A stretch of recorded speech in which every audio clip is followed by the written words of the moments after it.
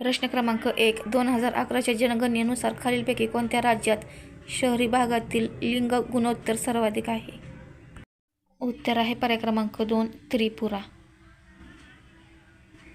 प्रश्न क्रमांक 2. 1919 साली कोणत्या दिवशी जालियनवाला बाग हत्याकांड ही घटना घडली होती?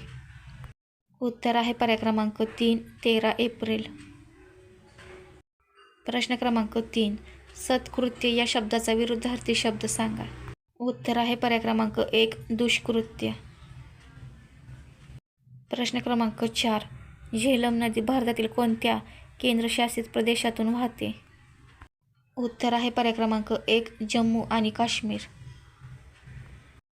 प्रश्न क्रमांक 5. उंचावरून पडणारा पाणलोट या शब्दसमूहाबद्दल एक शब्द सांगा.